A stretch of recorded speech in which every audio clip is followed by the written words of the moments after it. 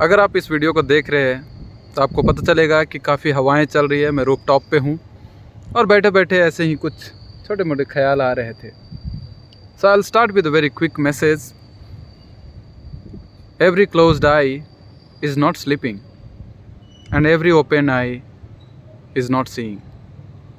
तो क्या है कि ज़रूरी नहीं है कि हम आंखें खोले हैं तो कुछ देख ही रहे हैं और बंद किए हैं तो सो ही रहे हैं।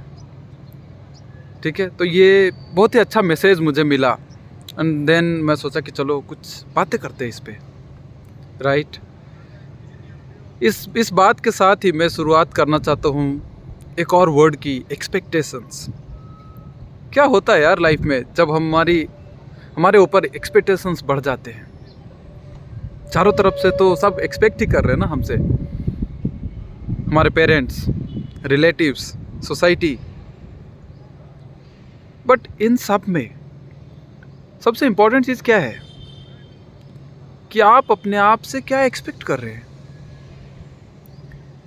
क्या आप अपने लाइफ के बारे में थोड़ी और जानकारी लिए? Did you go deeper and start finding out the reason why you are here? You need to be little more aware to live a beautiful life. तभी आप अपनी इमोशंस को कंट्रोल कर पाएंगे और यह सब चीज़ों से ऊपर उठ पाएंगे कि यार लोगों का एक्सपेक्टेशंस क्या है, लोग क्या कहेंगे, फ़र्क नहीं पड़ता है। सबसे पहले आपको ये सोचना होगा कि आप अपने आप से क्या एक्सपेक्ट कर रहे हैं, राइट। आपने क्या मोटिवेशन बनाया है कुछ करने का, क्या रीज़न क्या है जो भी चीज़ आप कर रहे हो उसके पीछे, क्यों करना चाहते हो। लाइफ में अगर वो स्पार्क ही नहीं है तो कुछ नहीं कर पाओगे ना। It becomes very difficult. इतना आसान नहीं होता यार लगातार आगे बढ़ते रहना। सबसे पहले ज़रूरी ये है कि आप सोचिए कि क्या चाहते हैं आप अपने लाइफ से। सबका जर्नी अलग अलग चल रहा है, सब अपने अपने जर्नी में मस्त मगन होके घूम रहा है, राइट। तो आप सोचिए, लोगों के एक्सपेक्टेशंस कभी ख़त्म नहीं होगी। अगर आप 12th में मार्क्स लाएंगे, वो आगे फिर कॉलेज में घुसने के बाद बोलेंगे बेटा CGPA क्यों नहीं बढ़ रहा है तुम्हारा। वहाँ अच्छा करोगे, जॉब में पहुँच गए, बेटा सैलरी क्यों नहीं बढ़ रहा है तुम्हारा। Expectations are endless, but what you can do to enjoy what you do. वो करो यार, छोड़ो उन लोग का, तो हमेशा चलते रहता है। आप ये देखो कि आपको क्या चाहिए, वो ज़रूरी है, राइट। अगर आप उस पर फोकस कर रहे हो, सब चीज़ें ऑटोमेटिक क्लियर हो जाएगी, समझे। और एक बात और बहुत इम्पोर्टेंट चीज़ है जो मैंने सोचा कि डिस्कस करता हूँ।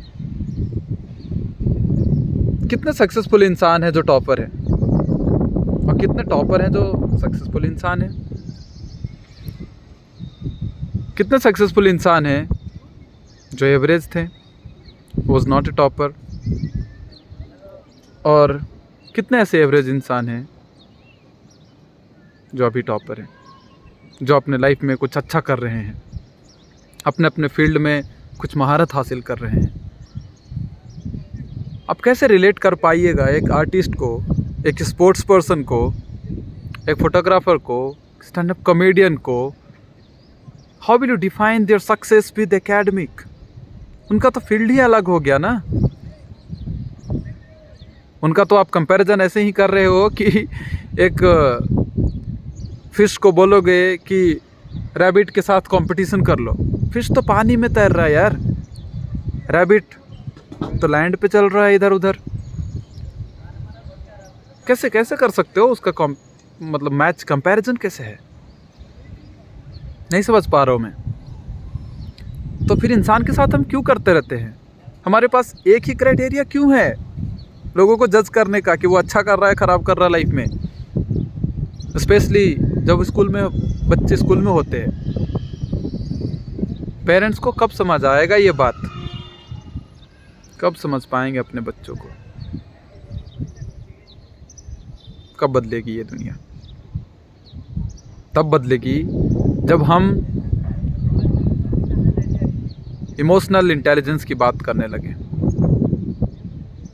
जब हम आईक्यू को छोड़कर ईक्यू की भी बात करें।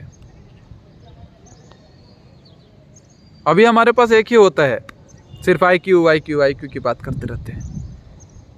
बट क्या आपको पता है कि ये दुनिया सिर्फ आईक्यू से नहीं चल रही है।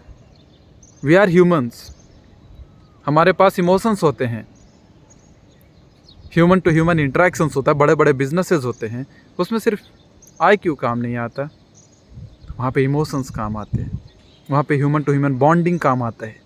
तो जब बड़ी बड़ी बिजनेसेस, बड़े बड़े लोग ये सब चीज़ों से कर रहे हैं, तो भाई हम उसको छोड़ क्यों रहे हैं? हम उस पर फोकस क्यों नहीं कर पा रहे हैं? उसको हम इग्नोर क्यों कर रहे हैं? यही बात मुझे समझ में नहीं आता यार। बच्चों को ऑलराउंडर बनने दो ना, बच्चों को समझने दो कि इमोशंस क्या होता है। जब समझेंगे तो कंट्रोल कर पाएंगे। हम ह्यूमंस हैं, हमारे पास वो पावर है that we can control our emotions. जो चाहे वो कर सकते हैं, सब आसान है, आग लगा देंगे। तो फिर क्यों रोक रहे हो उन्हें, वो जो करना चाहते हैं? यार बहुत बार ऐसा भी होता है कि यार हम लाइफ में फंस चुके हैं, समझ में नहीं आता है कि नेक्स्ट स्टेप क्या ले। We feel stuck, we feel that we have nothing to do. कुछ भी करने का मोटिवेशन नहीं होता लाइफ में, ऐसा लगता है बस फंस गए हैं, कोई तो आए और निकाल के चला जाए। पर नहीं, निकालना तो खुद को ही पड़ेगा जनाब, आपको ही अपना सेवियर बनना पड़ेगा। You are the super hero.